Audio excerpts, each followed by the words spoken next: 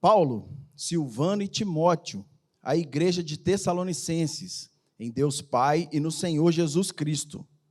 Graça e paz a vós outros. Damos sempre graças a Deus por todos vós, mencionando-vos em nossas orações e sem cessar, recordando-nos diante de nosso Deus e Pai, da operosidade da vossa fé, da abnegação do vosso amor e da firmeza da vossa esperança em nosso Senhor Jesus Cristo. Verso 4.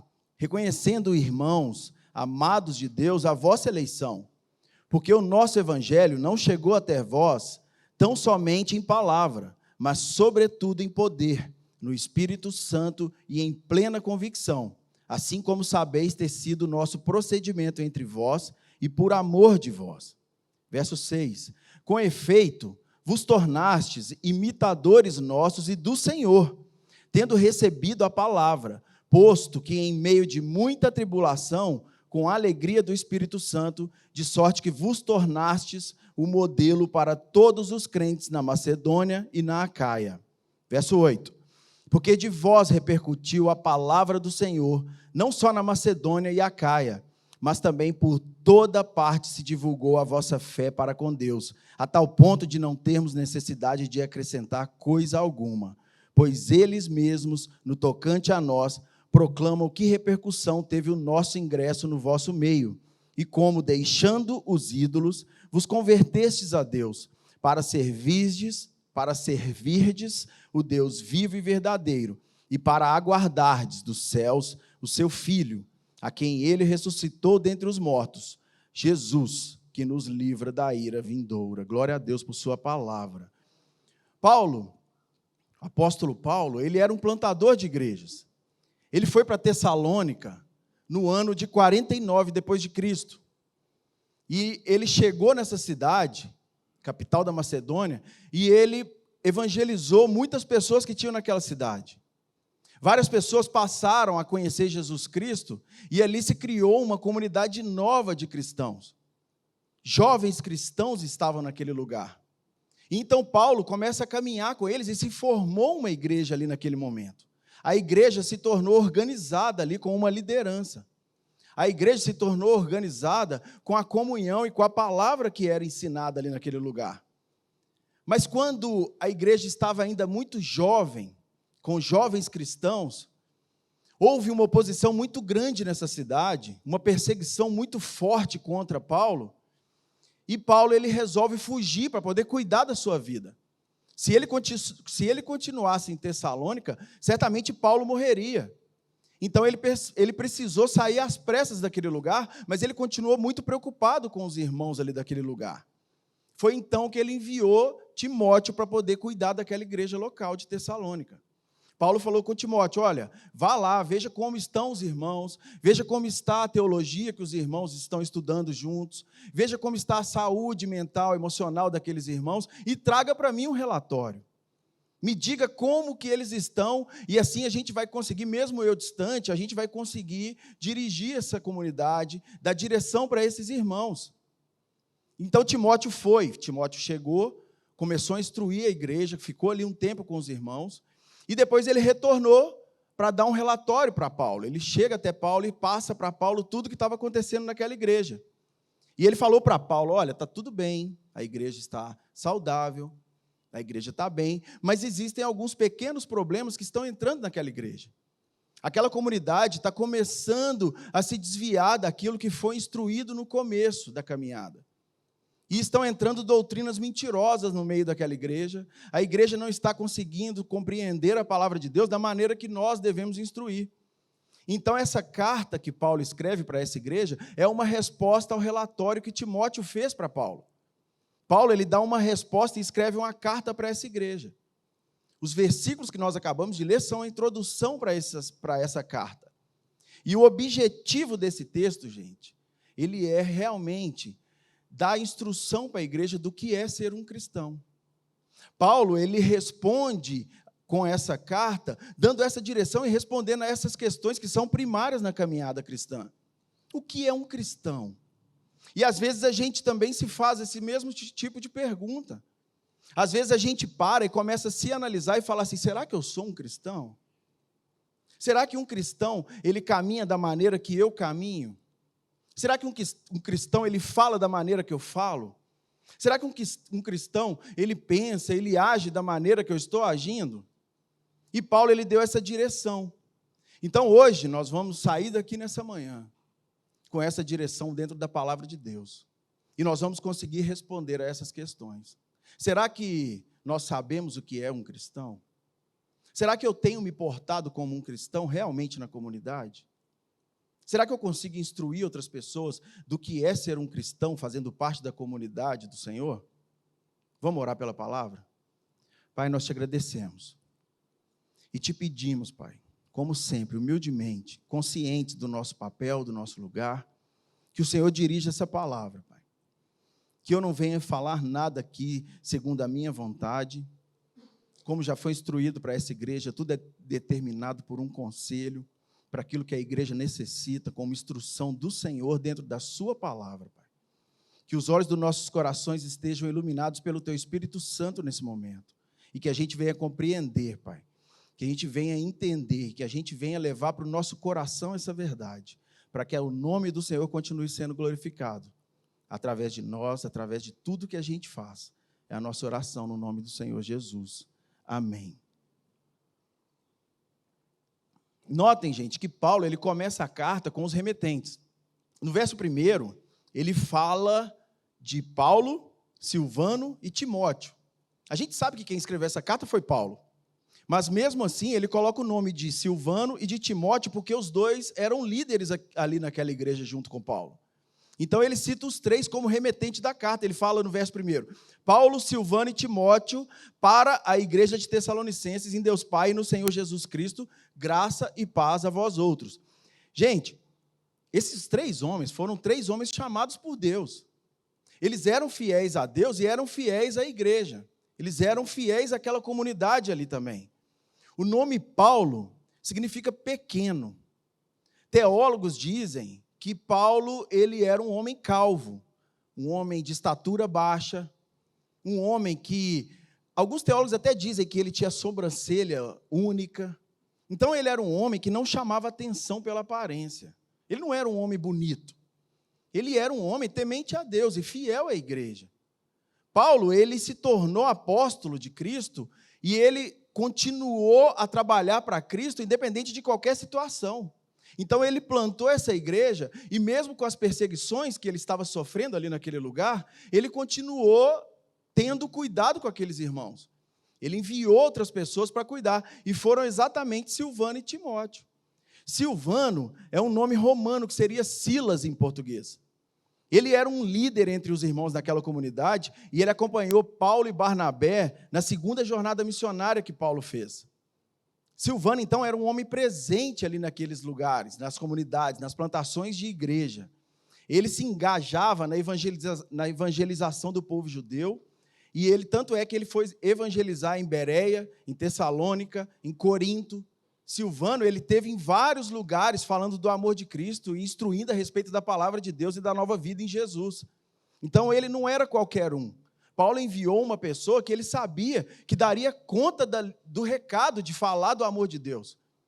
Então, Silvano, a gente vê que era um homem chamado por Deus também.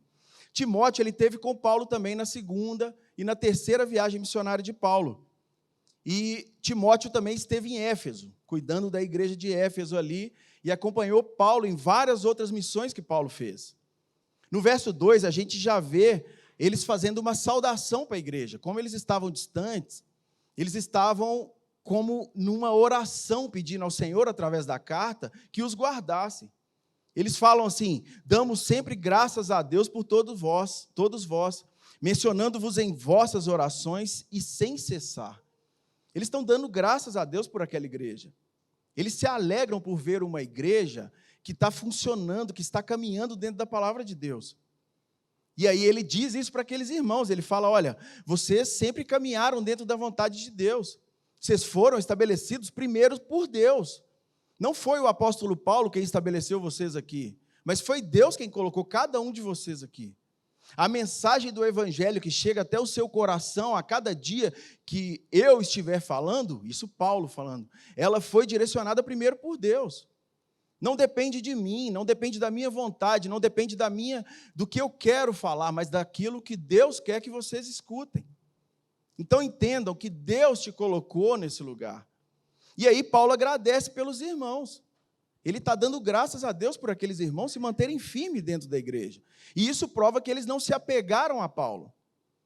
Paulo, mesmo saindo da igreja, eles continuaram firmes naquela igreja. Eles continuaram firmes na visão daquela igreja, daquilo que Paulo já tinha instruído, daquilo que Deus usou Paulo para instruir, e eles não se desviaram.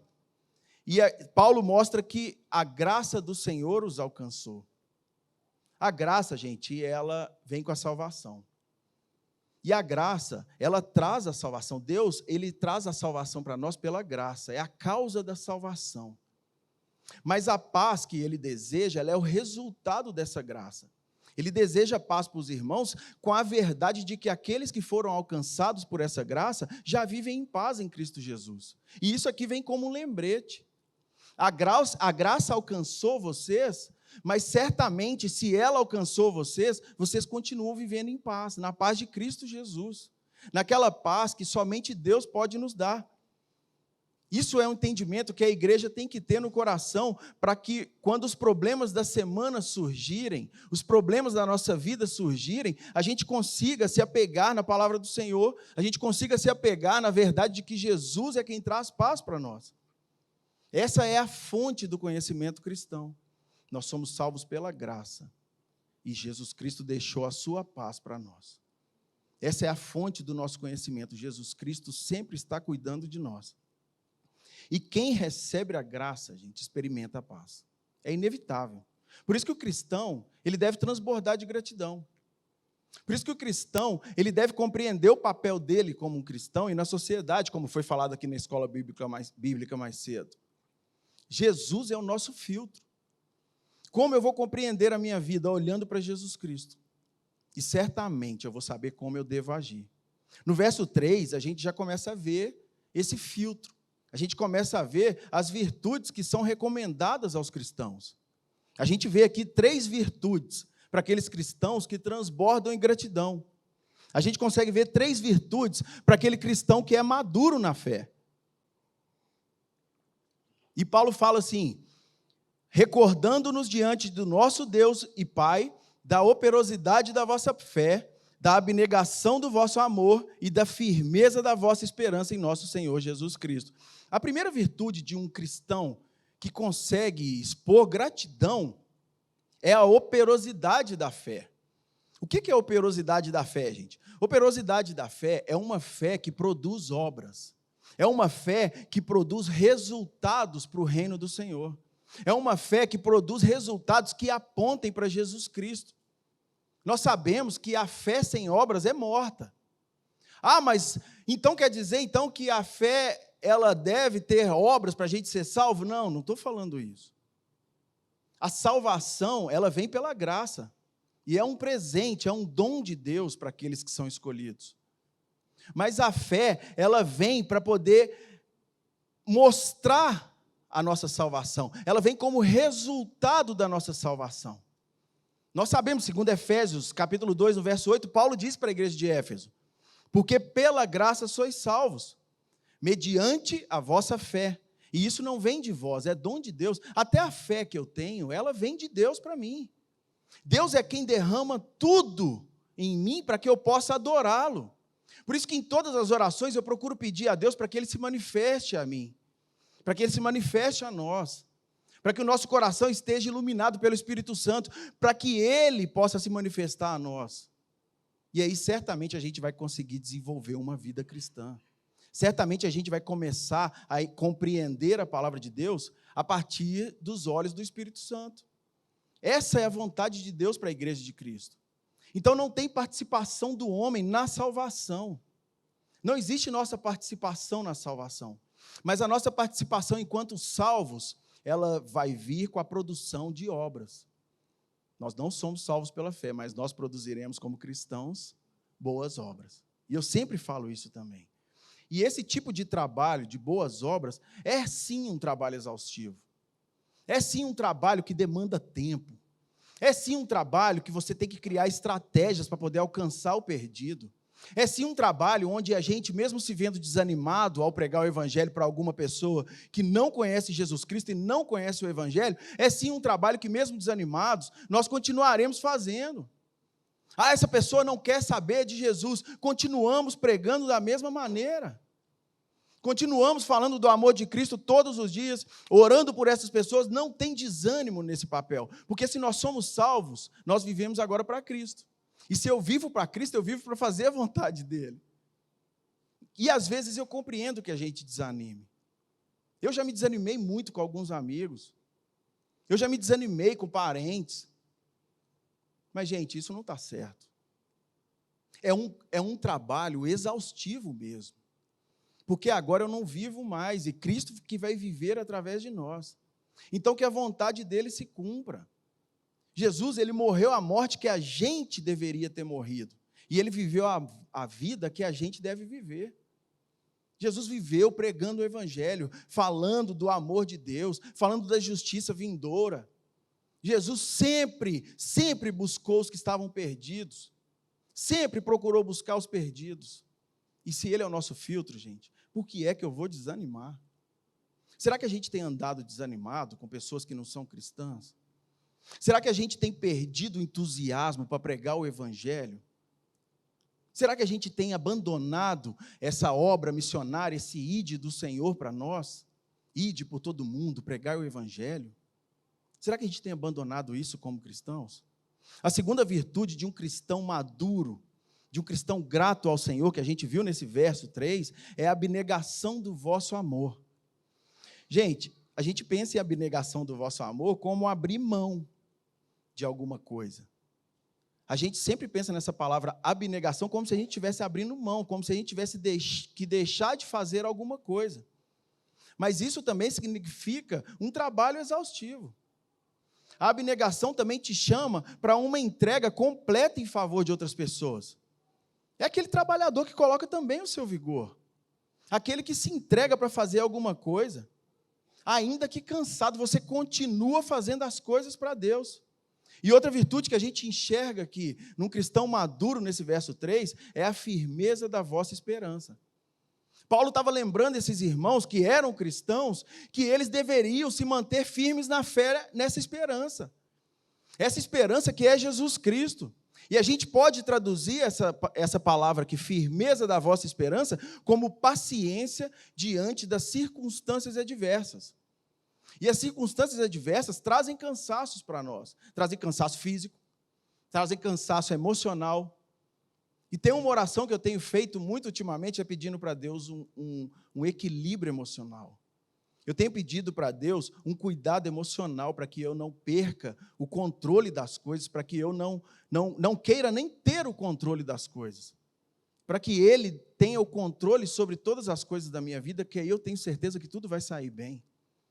Se Deus mantiver o controle sobre nossas vidas, gente, certamente nós estaremos caminhando da maneira certa.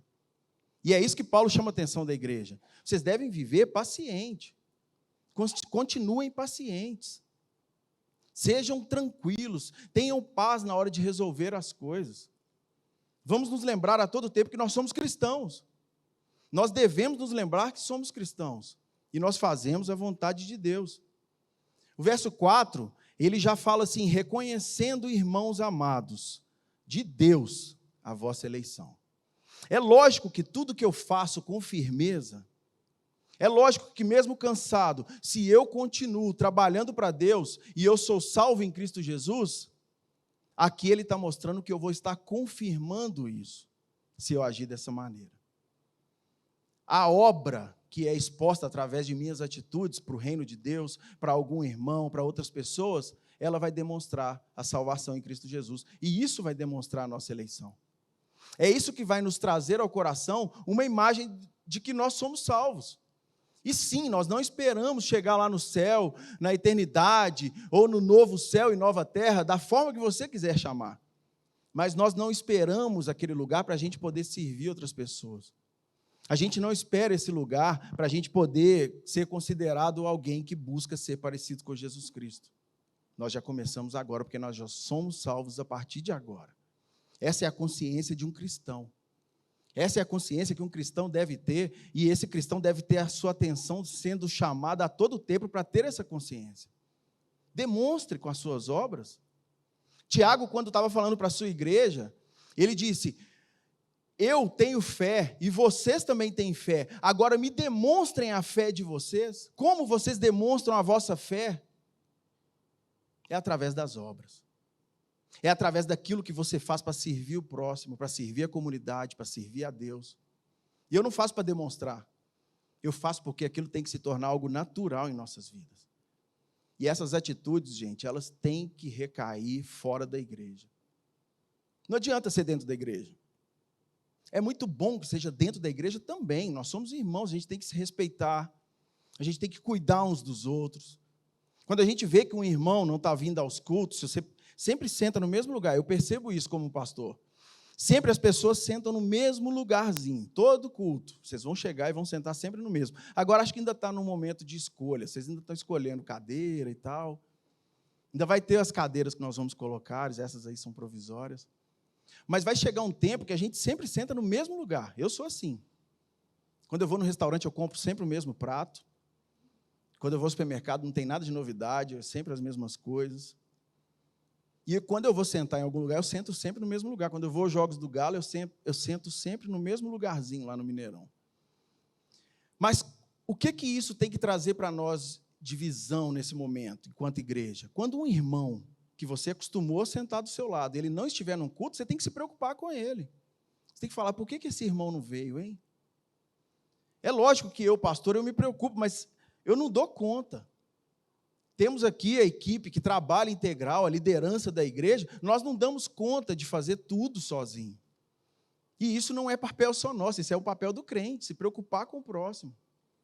Lembrar do próximo, perguntar se alguém está passando alguma dificuldade. Eu disse isso aqui semana passada.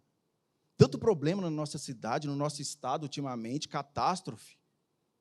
Só que tem pessoas que não têm coragem de chegar para a gente e falar assim, olha, eu fiz todos os esforços possíveis para resolver o problema e não consegui. Aí a pessoa às vezes fica com vergonha, mas eu sempre falo, conte conosco. Chega para falar. E se você, como um irmão em Cristo, procura a pessoa e pergunta para ela, já é um canal muito mais aberto, porque aí a pessoa fala, poxa, obrigado por ter me procurado. Realmente eu estou precisando disso ou daquilo. Estou com um problema.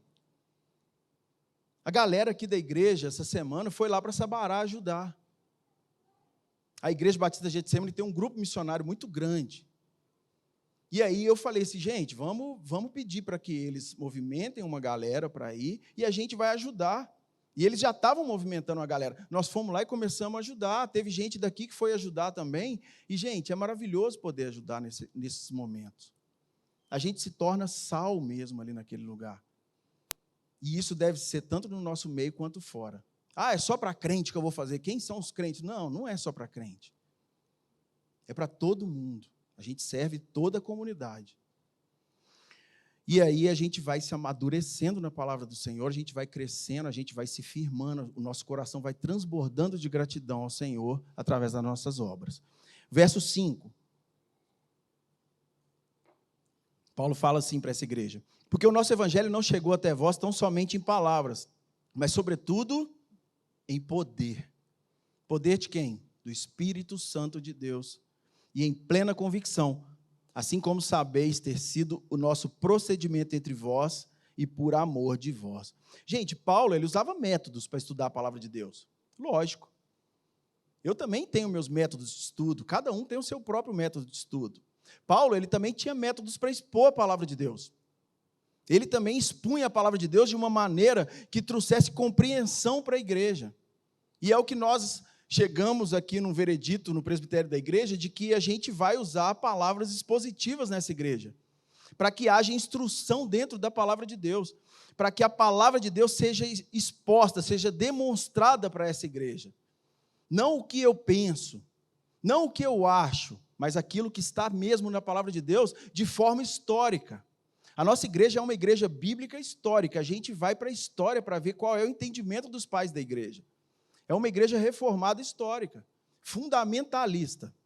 A gente vai sempre se fundamentar na palavra de Deus. Sempre é a palavra de Deus o centro dessa igreja e nós vamos caminhar nessa pegada. E aí, quando a gente vai expor o evangelho, que a palavra de Deus seja pura, seja clara para a igreja, porque é ela quem vai trazer direção e é ela quem vai nos firmar no caminho do Senhor. É ela que vai ressoar durante a semana no meu coração e vai fazer com que eu me mantenha no caminho. Não são conselhos de autoajuda. Não são técnicas coach que vão fazer com que a gente se mantenha na palavra de Deus, ainda que qualquer tipo de técnica dessas possa ser usada em favor do evangelho. Mas aqui nós vamos expor a palavra de Deus da mesma maneira, buscando que o apóstolo Paulo fazia. Ele expunha a palavra de Deus para os irmãos. E aí eles tinham uma direção, eles tinham um norte ali naquela igreja. E Paulo também não dependeu da sua aparência, como eu disse no começo. Ele não era um cara bonito. E ele não dependeu da sua retórica. Certamente ele não tinha um curso de oratória e postura. Certamente ele não deve ter, Paulo era o melhor orador que havia no meio da igreja. Não, ele era um cara disponível. Era um cara que operava em favor do evangelho. Ele era um cara que queria que Deus fosse exaltado através das atitudes dele. E aqui ele mostra isso. Ele mostra que não chegou o evangelho até aqueles irmãos somente em palavra. Gente, não chegou somente com técnicas que eu estou dando a vocês. Mas o evangelho, ele chega no seu coração com o poder do Espírito Santo.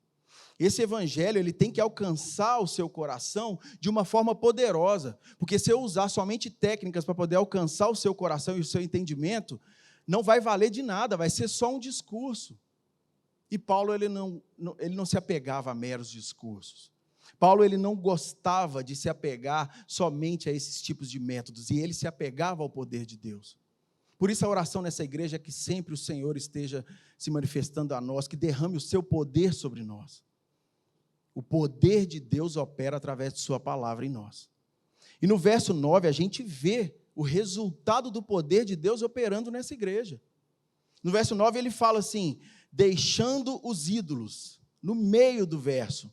Gente, a operosidade do poder de Deus, através da sua palavra em nossos corações, ela acaba com os ídolos que são levantados por nós. Ela destrói ídolos que nós levantamos para tentar ser senhor das nossas vidas, que sejam outras pessoas, que sejam nós. A palavra de Deus poderosa, ela vem para acabar com isso no nosso coração. E Paulo entendeu que sem o poder de Deus, a palavra ela é somente a palavra, é somente escrita. E aqui nessa igreja a gente também compreende isso, que o poder de Deus ele deve operar através do que está sendo ministrado, do que está sendo ensinado, porque senão vai ser só discurso. E nós não queremos ser oradores ou pessoas que estão discursando aqui. A gente quer que o poder de Deus ele seja manifestado no seu coração. E que você compreenda e que você enxergue isso. Porque não existe pregação sem poder de Deus. Igual não existe a palavra sem o poder de Deus. E isso quem disse também foi um teólogo, que eu gosto muito de ler tudo que ele escreve. Se você tiver a oportunidade de ler algo sobre, você pode procurar Martyn Lloyd-Jones. Foi um galês que nasceu no ano de 1899. Ele era um médico. Ele se tornou um médico, ele era de família tradicional, e ele era bem consciente da sua condição na sociedade. Ele era muito influente, muito rico. E esse homem, depois, ele resolveu abrir mão da medicina para poder servir a Deus e se tornou um teólogo. Se tornou um pastor teólogo. Tanto é que ele se nomeava como pastor teólogo. Primeiro ele era um pastor e um teólogo. Porque ele dizia que sempre um grande pastor é um grande teólogo. A teologia ela não se afasta do poder de Deus na hora da pregação. Mas ele disse que a exposição da palavra, ela é o poder de Deus sendo manifestado a nós.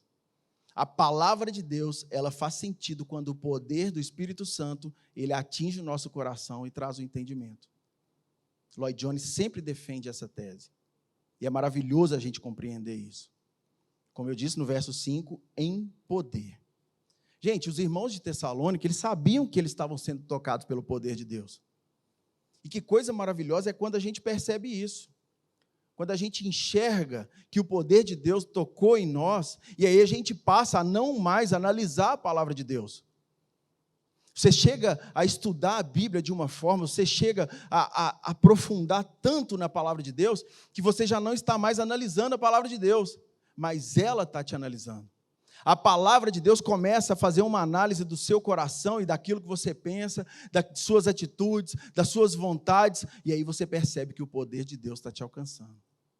Eu tenho certeza que vários irmãos aqui, várias irmãs, já têm experimentado isso. Quando leem a palavra de Deus e o alcance com profundidade na palavra de Deus, traz esse confronto no coração. Poxa, isso aqui não... Olha para você ver, agora eu estou vendo aqui na Bíblia, eu não estava agindo de maneira certa com outras pessoas. Eu estava sendo um cara grosso, sem educação.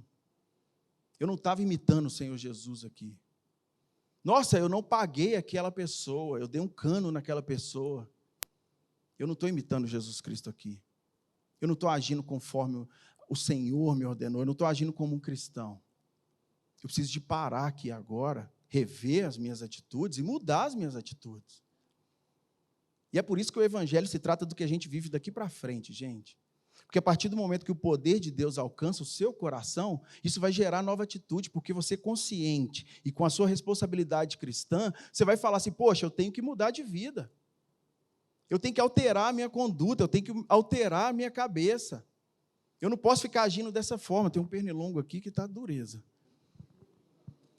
Eu não posso ficar agindo dessa forma, porque o Senhor me chama para parecer com Ele, para viver a vida que Ele viveu e que demonstrou para mim. Porque nós somos imitadores de Deus, que é o nosso Senhor, o Senhor Jesus Cristo. No verso 6, Paulo diz assim, com efeito, a gente tem que se apegar a essas palavras, gente. Com efeito, o efeito é o resultado de tudo isso que foi falado antes. Como resultado de uma vida dessa maneira, como resultado do poder de Deus operando em nós, como resultado da exposição da palavra de Deus, como resultado de uma visão, de um coração novo que eu devo ter, ou que eu passei a ter, porque às vezes a gente não para poder analisar o nosso passado, mas eu te convido agora, nesse momento, para analisar o seu passado. E até aqui onde você caminhou hoje, dia 16 de janeiro, até aqui onde você caminhou, você começa a ver o efeito daquilo que você viveu dentro do Evangelho nos últimos tempos. E certamente, talvez você não tenha analisado, mas certamente você melhorou. Com certeza o Espírito Santo trouxe muitas melhoras na sua vida. Quantos amigos eu já tive que me aproximar e falar, cara, você não percebeu tanto que você já melhorou? Depois que você teve um contato com o Evangelho, depois que você começou a ler a Bíblia, a gente melhora, gente. A gente tem que melhorar. Eu devo diminuir para que Cristo aumente em minha vida.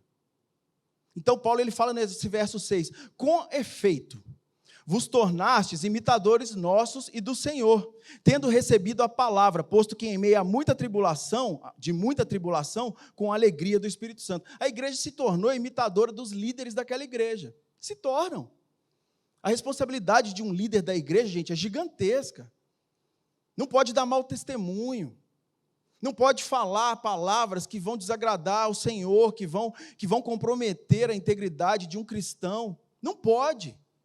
A gente vive dessa maneira para dar um bom testemunho, para que o Senhor Jesus seja exaltado. Assim nós devemos sair daqui nessa manhã com a mentalidade de um cristão, de que ele tem que ser exemplo. E isso aqui não é só para a liderança. Isso é para toda a igreja. A responsabilidade é do cristão, não é da liderança cristã. E nós temos essa responsabilidade de primeiro imitar. Primeiro nós imitamos os nossos líderes. Jesus Cristo é o nosso Senhor. E nós devemos imitar as atitudes de Jesus.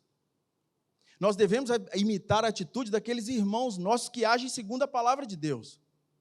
Ah, mas eu não concordo com isso que ele faz.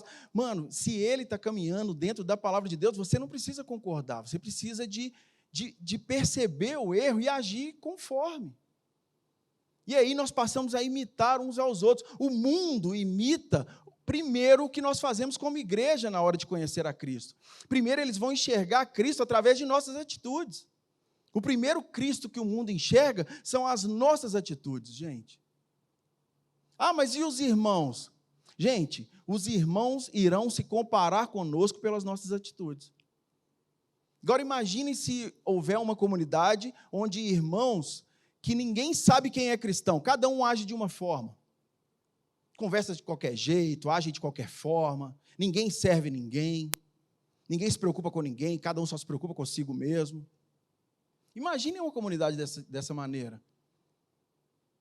A quem eu vou recorrer para poder me comparar fisicamente? Eu recorro a vocês para me comparar com vocês. A todo tempo eu me recorro a vocês. Quantas atitudes eu já aprendi com essa liderança que nós estamos caminhando junto agora? Quantas atitudes eu tenho aprendido com eles? A respeitar, a não zombar. A gente sempre se policia nesse aspecto. Vamos respeitar uns aos outros, vamos ser mais cavalheiros. Vamos tomar mais cuidado, vamos se preocupar mais com o próximo. E toda hora a gente está se chamando atenção para essas coisas. E aí a gente começa a se pautar uns pelos outros. E essa é a vontade de Deus para nós como igreja.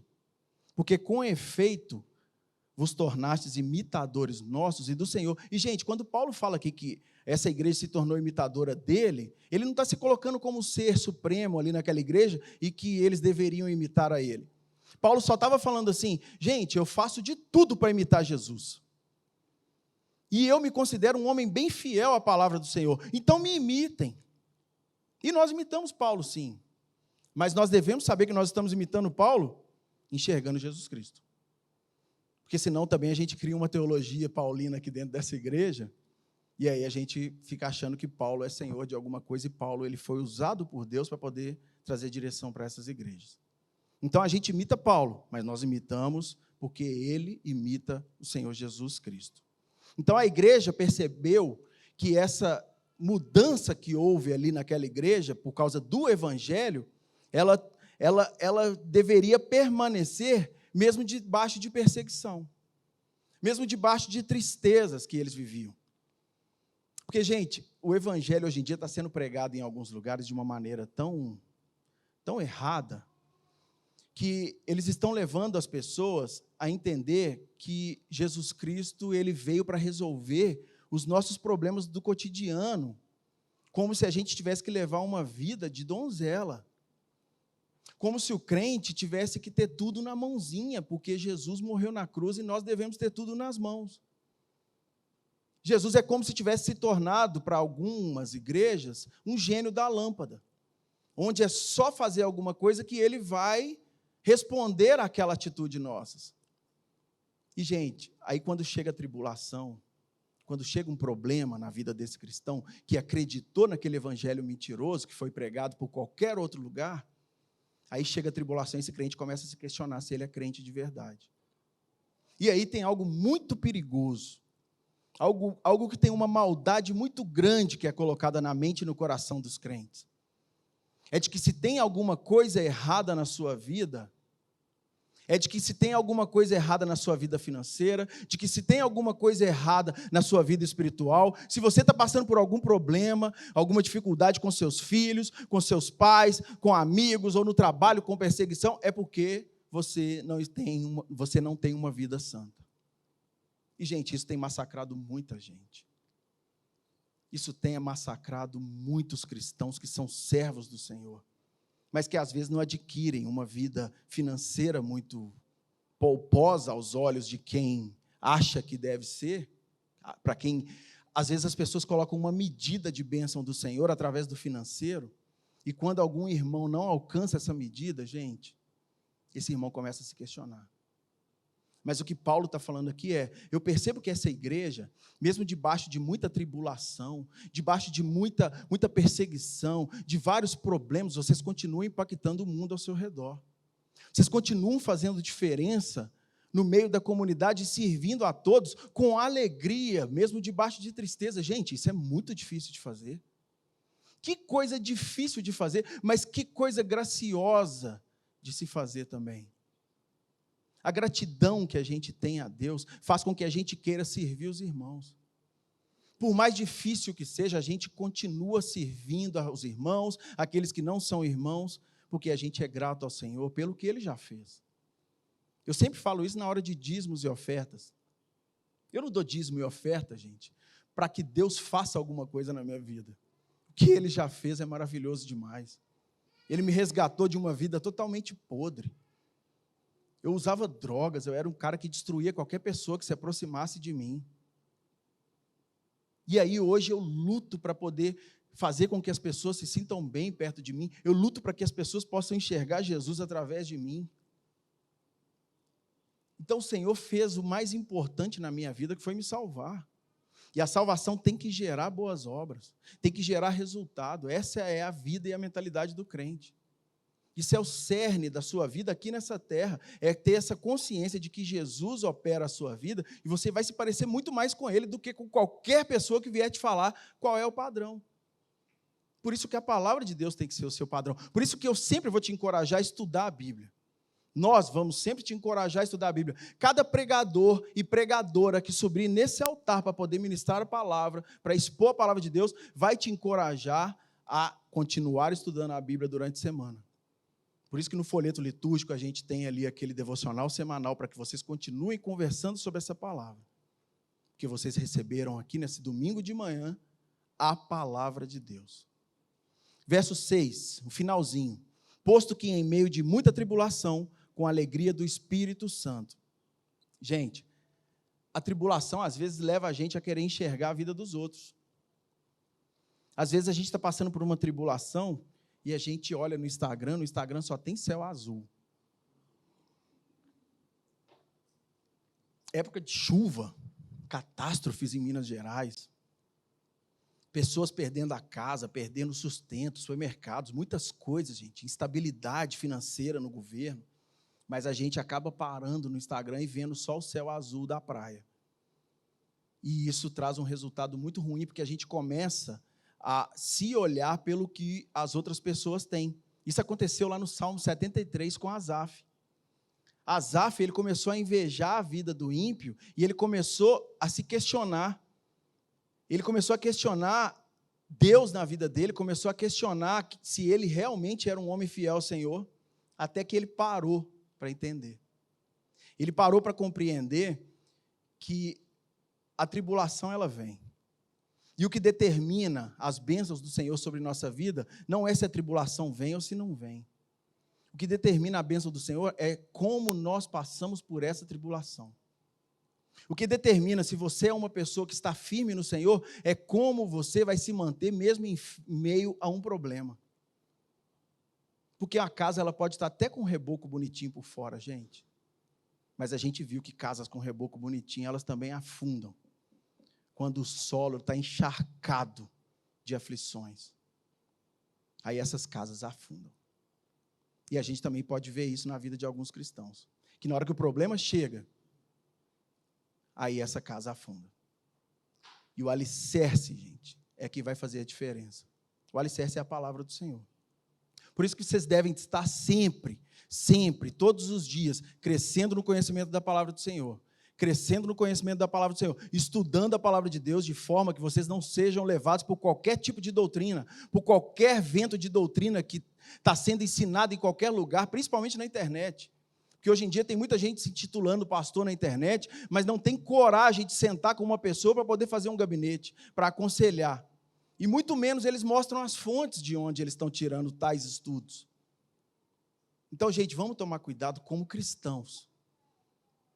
É um pedido aqui pastoral agora. Vamos tomar cuidado como crente sobre aquilo que a gente está ouvindo. Vamos ter o nosso próprio conhecimento da palavra de Deus e aí certamente a gente vai poder julgar o que eles estão ensinando por aí. A gente não vai ser levado por qualquer tipo de conversa. Porque problema todo mundo vai ter. Eu garanto para vocês que todas as famílias têm problemas. Ah, mas a minha família está tendo muita briga. Mano, o que vai mudar é a forma que você resolve os problemas que tem na sua casa. Que tipo de ferramenta de Deus você quer ser nessa situação? E aí isso vai fazer diferença. Um cristão ele tem que enxergar isso. Nós precisamos sair daqui nessa manhã com a consciência de que nós vamos enxergar que nós devemos ser fator de unção de Deus, de poder de Deus, de manifestação do Espírito Santo ali naquele lugar e naquela situação. Verso 7. De sorte que vos tornastes o modelo para todos os outros crentes da Macedônia e Acaia. Olha, gente, então primeiro essa igreja imita o Senhor Jesus. E depois eles começam a se tornar modelo. Então, nós primeiro imitamos Jesus, e depois a gente se torna modelo para outros crentes, a gente se torna modelo para outras igrejas, para outras cidades, para outros grupos de cristãos. Essa palavra modelo, ela vem do grego da palavra tipos. Tipos, gente, significa marca, impressão. O cristão, ele deve imprimir na sociedade as marcas do Senhor Jesus. O cristão, ele deve ser um modelo do Senhor Jesus no meio da sociedade, quer seja a sociedade não cristã ou cristã.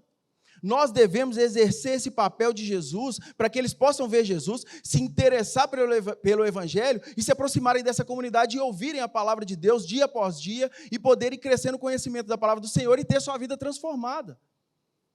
Mas isso vai começar com as nossas atitudes. Sabe a que ponto? A ponto disso repercutir. Olha o verso 8. Porque de vós repercutiu, porque através de vós repercutiu a palavra do Senhor, não só na Macedônia e Acaia, mas também por toda parte se divulgou a vossa fé. Gente, repercutir é a palavra usada para soar adiante. É a palavra no português que se casa até mais com eco. Repercutir aqui é como se Paulo estivesse falando assim: vocês, igreja, vocês têm a responsabilidade de ser um eco do Senhor aqui na terra, vocês têm a responsabilidade de ressoarem a palavra do Senhor, e aquilo que vocês aprenderam aqui no domingo de manhã a respeito da vida cristã, não guarda só para você não, leva isso adiante, passa isso para outros cristãos, passa isso para outras pessoas, para que eles possam ver Jesus através da sua vida. Aí sim, nós estaremos ressoando, nós estaremos ecoando as verdades do Evangelho. Porque a nossa vida como cristão, ela deve ser pautada naquilo que Cristo fez. Ela deve sempre nos levar à mentalidade de que nós estamos agindo como Jesus. Em todo momento. E Paulo, ele fala aqui sobre isso. Ele fala, olha a palavra que ele usa nesse verso 9. Pois eles mesmos, no tocante a nós, proclamaram que repercussão teve o nosso ingresso no vosso meio, e como, deixando os ídolos, vos convertestes a Deus para servirdes o Deus vivo e verdadeiro. Gente, essa comunidade, eles viviam uma vida, antes de aceitarem a Jesus, antes de se entenderem como salvos, eles viviam uma vida de adoração a falsos deuses, a outros senhores. E aí Paulo chama atenção para eles que a conversão que houve deve ser algo exposto na sociedade. Porque existe a regeneração e existe a conversão. Na regeneração é algo que muda o nosso interior. A regeneração que o Espírito Santo traz em nós é algo que vai mudar a nossa mente. Vai mudar a nossa mente, vai mudar o nosso coração e vai mudar as nossas atitudes. Porque essa regeneração ela vem através do arrependimento e da nossa fé. E o arrependimento, ele tem que gerar uma mudança de mente, em primeiro lugar. Em segundo lugar, o arrependimento tem que gerar uma tristeza pelo pecado cometido. E como nós sempre falamos, vocês não vão deixar de ser pecadores. Nós não vamos deixar de sermos pecadores. Mas o arrependimento, ele traz uma tristeza pelo pecado cometido. E o arrependimento, ele traz uma mudança de atitude.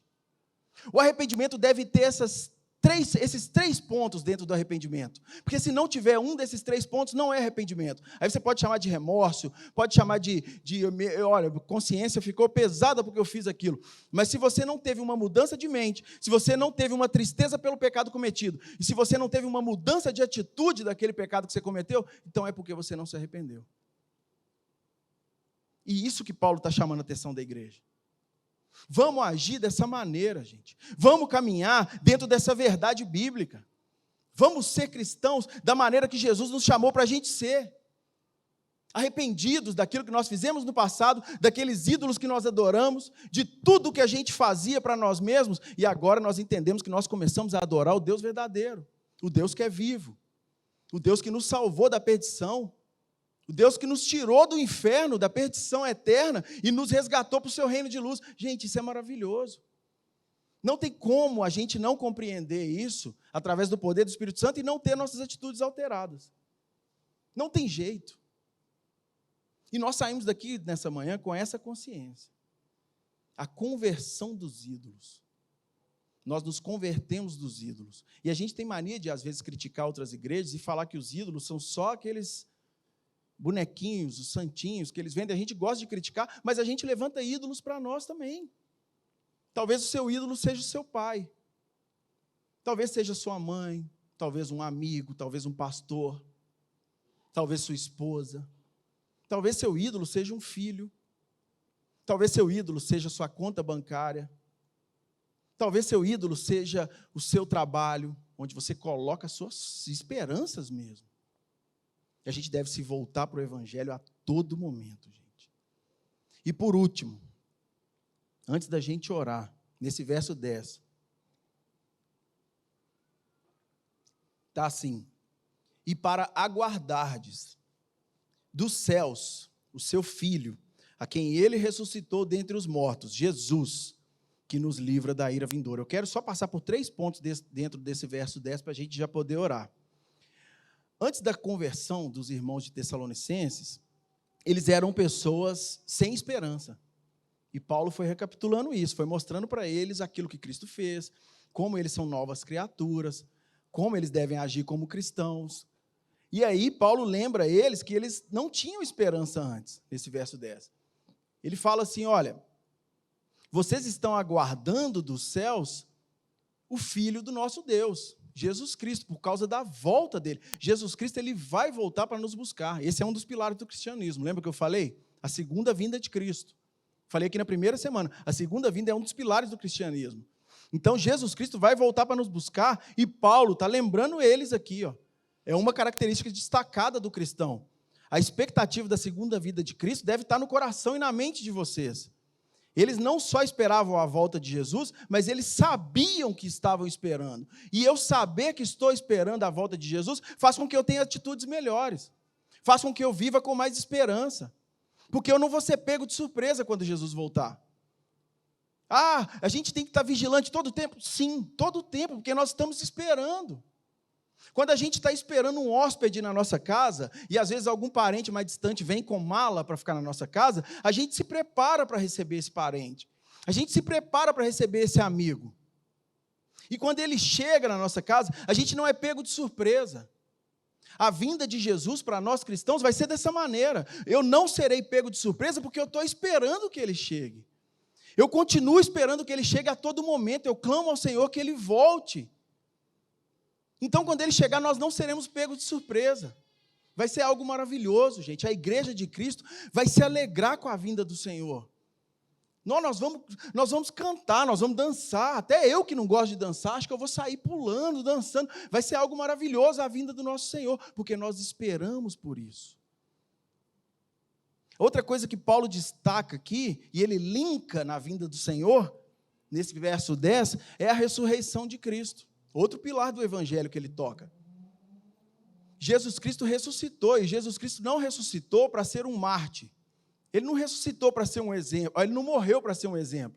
Ele morreu no nosso lugar e ele ressuscitou. Eu falei que ele não ressuscitou para ser um mártir, gente, eu errei. Jesus Cristo, ele não morreu para ser um mártir. Ele não morreu para dar o exemplo, ele morreu e ressuscitou. Ele é Senhor, ele é Deus. E ele morreu no nosso lugar. E por isso ele virá para nos buscar. Uma coisa está linkada à outra. Não tem como eu acreditar na segunda vinda de Jesus Cristo e não acreditar na sua ressurreição. Só que essa igreja estava começando a não acreditar na ressurreição de Cristo. Esse erro estava sendo ensinado naquela igreja. E aí Paulo, rebatendo esse erro, ele lembra esses irmãos dos pilares do evangelho. Ele fala, olha, vocês estão esperando o Senhor, mas vocês estão esperando um Senhor que é vivo, que ressuscitou, que já tem o corpo glorificado e que tem primazia na ressurreição. Em Colossenses, quando Paulo ensina a igreja de Colossos a respeito da primazia na ressurreição, eu expliquei isso com a gente estudando a Bíblia. Não quer dizer que Jesus foi o primeiro a ressuscitar. Tiveram outras pessoas que ressuscitaram antes de Jesus. Mas Jesus ressuscitou de forma glorificada, como Senhor, e de forma eterna. Ele já ressuscitou para toda a eternidade. E é isso que deve trazer consciência para nós como cristãos. Ele vai voltar e vai voltar ressurreto. Paulo lembrou isso para a igreja. Os discípulos de Jesus comeram peixe com Jesus, materializado ali. Gente, é maravilhoso esse entendimento.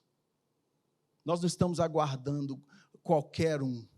É o Senhor que tem primazia sobre todas as coisas. Outra coisa que Paulo linka e lembra essa igreja, é que Jesus Cristo nos livra da condenação eterna. Jesus que nos livra da ira vindoura, ele termina o verso 10. E, gente, o conceito da ira de Deus, às vezes, é entendido muito errado por nós, porque nós somos seres humanos. E como humanos, a gente enxerga a ira como algo do homem. O homem que se ira. O homem que tem o seu ego ferido, ele fica com o orgulho ferido, ele fica irado, ele odeia as outras pessoas, mas Deus ele não se ira dessa maneira. Deus não fica com o orgulho ferido. Deus não tem uma ira descontrolada. Deus não vai ficar nunca descontrolado. Mas a ira de Deus, ela vai sim ser derramada. E Apocalipse diz que o cálice da ira de Deus está se enchendo. Mas esse cálice vai ser derramado contra aqueles zombadores.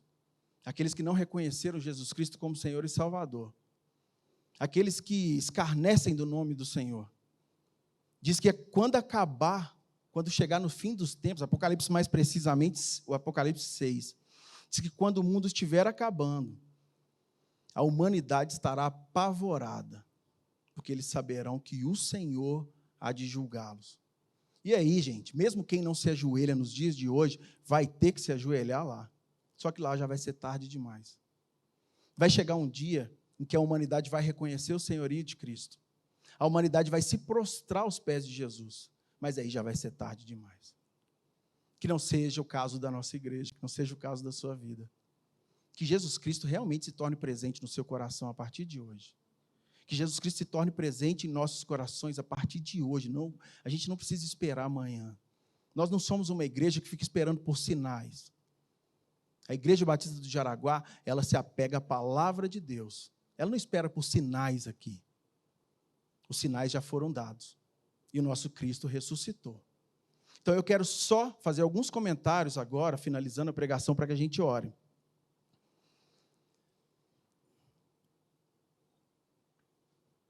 Então, nós devemos aprender que Deus está nos chamando a lembrar que não precisamos levantar salvadores para nós. É o primeiro ponto que eu quero chamar a sua atenção. Que a gente não levante salvadores externos. Que o nosso Salvador seja somente Jesus Cristo. A gente não deve nem mesmo tentar ser nossos próprios salvadores. E às vezes a gente se coloca no papel de a gente tentar se salvar. Que a gente não venha caminhar com esse tipo de mentalidade. Porque qualquer salvador levantado por nós, ele será norteador da nossa vida. Então, que o nosso Salvador, reconhecidamente, seja sempre Jesus Cristo. Seja o que for, gente, Jesus Cristo continua sendo nosso Salvador. O evangelho que nós estudamos nessa manhã, diz que nós devemos confessar, gente. E é isso que nós faremos agora. Se volte para Jesus nesse momento e fala assim, Deus, meu Deus e meu Pai, eu reconheço que eu tentei ser meu Salvador. Reconheço que eu me afastei do teu evangelho. Reconheço que eu fiz muita coisa errada, mas eu quero me voltar para o Senhor. Me aceite pelo que Jesus Cristo fez na cruz por mim. Me aceite, Jesus, mesmo eu tendo consciência que sou um pecador, é somente o Senhor que pode alterar a minha vida. É assim que nós vamos ver a nossa fé produzindo boas obras. É assim que a gente vai ver o nosso amor provocando mudança nos outros. Assim que nós seremos modelo na sociedade. Assim que nós vamos ver a nossa esperança inspiradora como a desses irmãos de Tessalonicenses.